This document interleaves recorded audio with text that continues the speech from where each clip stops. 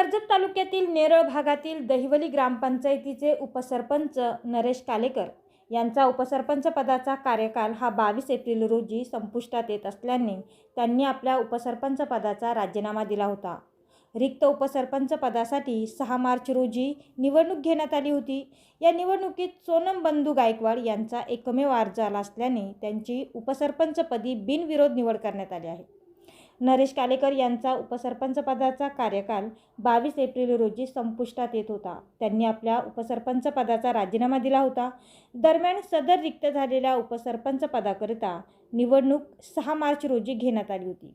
या निवडणूक प्रक्रियेमध्ये सदस्य सोनम बंधू गायकवाड यांचा एकमेव अर्ज आला असल्याने दहिवलीतर्फे वरेडी ग्रामपंचायतीच्या उपसरपंचपदी सोनम बंधू गायकवाड यांची बिनविरोध निवड करण्यात आली आहे.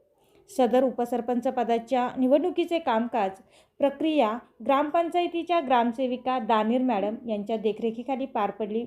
या निवडणूक प्रसंगी कर्जत पंचायत समितीचे माजी सभापती अमर मिसाळ, दहिवली ग्रामपंचायतीचे थेट सरपंच मेघा मिसाळ, बंधू गायकवाड, माजी उपसरपंच नरेश कालेकर, मनसे कर्जत तालुका अध्यक्ष यशवंत भवारे, सुनील विर्ले, कैलास विर्ले, योगेश भोईर, विष्णू जामघरे, चंद्रकांत गायकवाड, विष्णू वाघमारे, विनोद माळी, अनिल मते, मंगल गायकवाड, रुपेश गायकवाड, किरण गायकवाड, रोहन गायकवाड, गणपत गायकवाड, प्रदीप मिसाळ, मंगेश मोघे, संजय तरे, महेंद्र मोरघे, भालचंद्र गायकवाड, भवारे गुरुजी, स्वाती विर्ले, भूमिका भोईर, मनाली तरे, वनिता जामघरे, वैशाली कांबळे, दत्ता भवारे, गजानन दबळे, प्रवीण मोरगे, अनिल बारणेकर, महेश गायकवाड आदी ग्रामस्थ मोठ्या संख्येने उपस्थित होते.